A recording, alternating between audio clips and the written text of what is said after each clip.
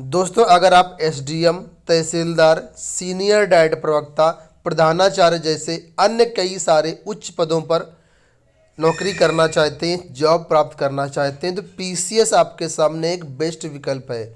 यहाँ से ऐसे कई सारे उच्च पदों पर जो है भर्तियाँ होती हैं और इसका विज्ञापन मार्च में ही आना है। ठीक है, तो इस वीडियो के माध्यम से हम पीसीएस 2022 के बारे में सारी डिटेल्स देने वाले हैं कि यहाँ पर किन किन पदों पर भर्तियां होती हैं, कौन कौन से पद हैं, इसमें शैक्षिक अर्हता क्या होती है, क्या सामान्य स्नातक वाले अभ्यर्थी इसमें आवेदन कर सकते हैं, आयु सीमा क्या होती है, चयन प्रक्रिया क्या होती है, सिलेबस क्या होगा और इसकी तैयारी करना कितना आसान है या कितना कठिन है।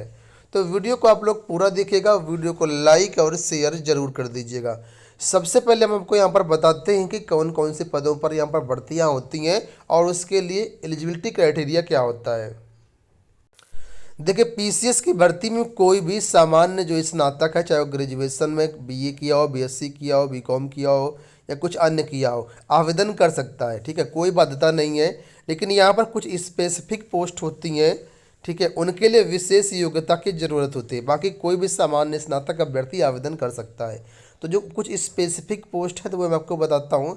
जैसे पहली पोस्ट ये सब रजिस्ट्रार की, ठीक है, असिस्टेंट प्रोसिक्यूटिंग ऑफिसर यानी एपीओ आप लोग इसको कह सकते हैं। तो इसके लिए जो भर्ती होती है वो लॉ ग्रेजुएट वाले जो अभ्यर्थी हैं वही सिर्फ आवेदन कर पाएंगे। बाकी सामान्य स्नातक अन्य जो पद होते हैं उनके लिए आवेदन कर सकते हैं। दूसरा जो यहाँ पर पोस्ट होती है वो होती है डिस्ट्रिक्ट बेसिक शिक्षा अधिकारी, जिसको आप लोग जानते होंगे बीएसए, यानी पूरे ज़िले का जो प्राइमरी स्कूलों का हेड होता है वो बीएसए होता है। और इसी तरीके से जो डीआईएस होते हैं, जो माध्यमिक विद्यालय होते हैं, उनका जो हेड होता है उसको डीआईएस बोलते हैं। तो यहाँ पर क्या है, पोस्ट ग्रेजुएट डिग्री अगर आपके पास है तो आप आवेदन कर सकती हैं। पीजी आपके पास होना चाहिए ओनली और ओनली। ठीक है, अब इसके अलावा बात करें डिस्ट्रिक्ट ऑडिट ऑफिसर की, जो रेवेन्यू ऑडिट के अंतर्गत आता है। इसके लिए जो एलिजिबिलिटी क्राइटेरिया है वो कॉमर्स में ग्रेजुएट है। ठीक है, इसके बाद अगली जो पोस्ट है assistant controller legal measurement, assistant controller legal measurement grade 1 grade 2 जो होता है इसमें, इसके लिए क्या मांगा जाता है, तो degree in science with physics और mechanical engineering as one subject. अगर आपने बीएससी किया हुआ है तो इसमें आप फॉर्म भर सकते हैं, क्योंकि यहाँ पर फिजिक्स से डिग्री आपकी होनी चाहिए, या फिर मैकेनिकल इंजीनियरिंग आपका है तो भी आप आवेदन कर सकते हैं। असिस्टेंट लेबर कमिश्नर, ये जो पोस्ट होती है इसके लिए आपका आर्ट सब्जेक्ट से और साथ में सोशोलॉजी सब्जेक्ट्स हो या इकोनॉमिक्स सब्जेक्ट हो, इसने आपने डिग्री ली हुई है, ग्रेजुएशन किया हुआ तो आप आवेदन कर सकते हैं। लॉ वाले भी यहाँ पर आवेदन कर सकते हैं जो कॉमर्स या लॉ पढ़े होंगे। ठीक है, अब डिस्ट्रिक्ट प्रोग्राम ऑफिसर की जो पोस्ट होती है उसके लिए यहाँ पर बोला जाता है डिग्री इन सोशोलॉजी और सोशल वर्क और होम साइंस और सोशल वर्क। ठीक है, तो होम साइंस या सोशल वर्क से अगर आप ये ग्रेजुएशन किए हैं तो डिस्ट्रिक्ट प्रोग्राम ऑफिसर के लिए आप अप्लाई कर सकते हैं। इसके अलावा सीनियर लेक्चरर डाइट में जो भर्तियां होती हैं उसके लिए पीजी प्लस बीएड मांगा जाता है। बहुत से लोग इसको नहीं जानते हैं इस पद को, तो यहाँ पर देख लीजिए सीनियर जो डाइट प्रवक्ता होता है ना, उसके लिए पीजी और बीएड की ज़रूरत होती है और पीसीएस के थ्रू ये भर्तियाँ होती हैं। ये सारी जो भर्तियाँ पीसीएस के थ्रू ही होंगी।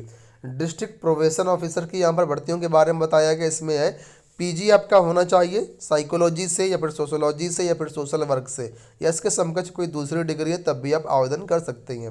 इसके बाद चाइल्ड डेवलपमेंट प्रोजेक्ट ऑफिसर की जो भर्तियां हैं इसके लिए ग्रेजुएशन मांगा जाता है, लेकिन सोशोलॉजी से या फिर ग्रेजुएशन होना चाहिए, या फिर सोशल वर्क से हो या फिर होम साइंस से हो। ठीक है, अगला जो पद है वो है डेजिग्नेटेड ऑफिसर या फूड सेफ्टी ऑफिसर। इसके लिए क्या बोला जाता है, तो पोस्ट ग्रेजुएट होना चाहिए आपका केमिस्ट्री सब्जेक्ट में। अगर आपका ये नहीं है तो कम से कम यहाँ पर लिखा है कि direct recruitment of the food safety officer given as below.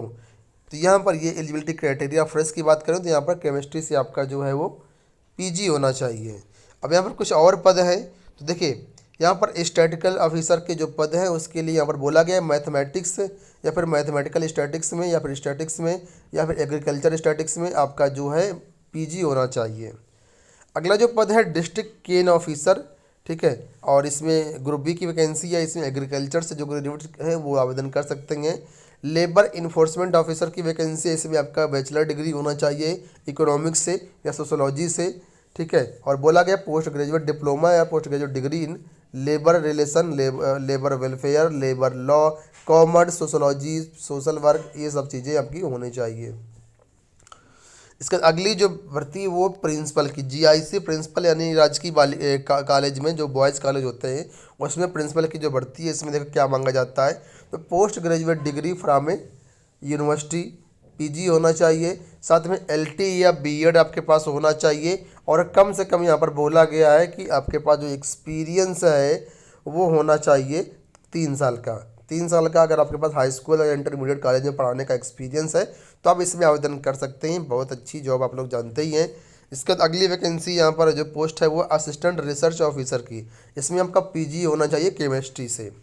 Assistant director horticulture में जो वैकेंसी होती है इसमें एग्रीकल्चर ग्रेजुएट वाले आवेदन कर सकते हैं।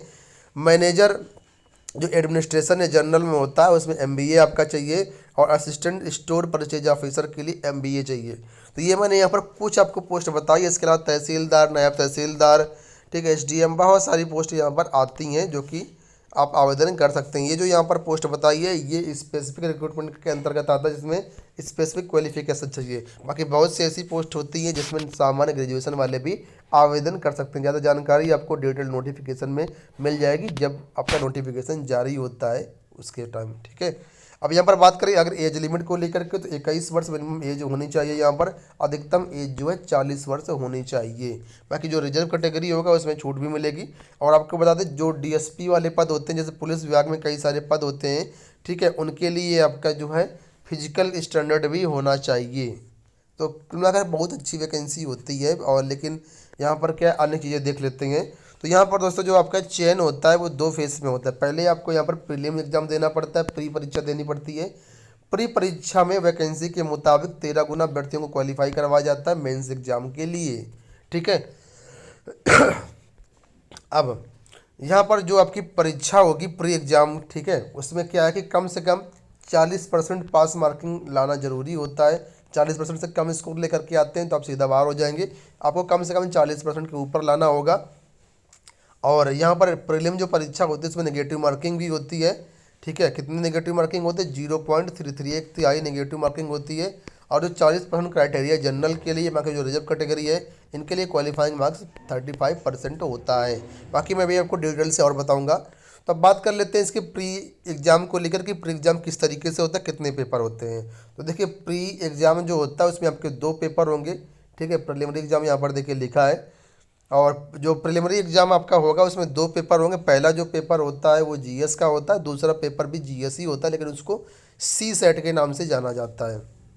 तो देखिए प्रीलिम के अंतर्गत हम बात कर रहे हैं। तो प्रीलिम में हमने आपको पता है 2 पेपर होंगे, पेपर 1, पेपर 2। पेपर 2 जो होगा वो सी सेट वाला पेपर होता है, उसको केवल क्वालिफाई करना होता है।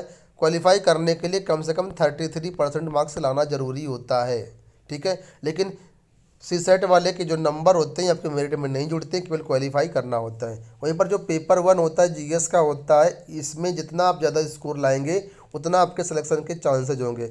आपका प्री से मेन में जाने के लिए जो मेरिट बनती है वो केवल पेपर 1 से ही बनती है। तो जितना हायर नंबर लाएंगे आपके मेन एग्ज़ाम में जाने के उतने ही चांसेज बढ़ते जाएंगे। अब प्री एग्ज़ाम के बारे में कुछ चीज़ें जान लेते हैं।